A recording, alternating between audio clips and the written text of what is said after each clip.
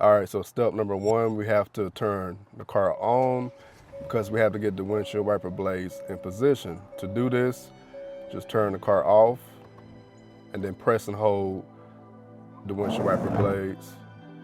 So the same motion that you'll use to make like one single swipe of the windshield wiper blades, you'll press and hold that up until it brings it into position. All right, let me get out.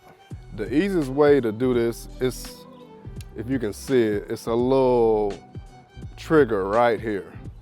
I get to it better if I lift this up, put my finger here, but that trigger releases the blade.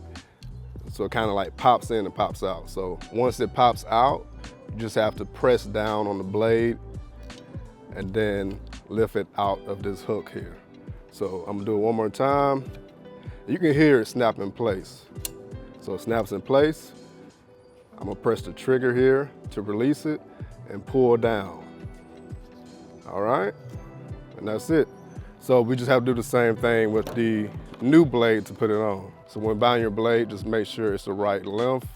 It doesn't matter which brand really, as long as it's not like a special made windshield wiper blade, all you need is the right length. So for my vehicle, no matter the brand, I need 26 inches on the driver's side, and I think 20 inches on the passenger side. All right, so I'm just gonna slide this in place and snap it into position. There we go. All right. It didn't have like a snout pop, but it's secure in there.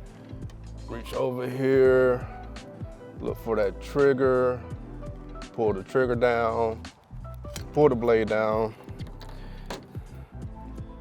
All right, snap this into place. Wrong sides.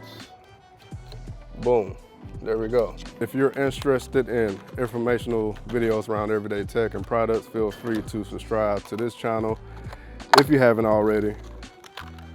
But for this video, that's all I got for you. Much love to each and every one of you. I'm your downloading pirate, and I'm out.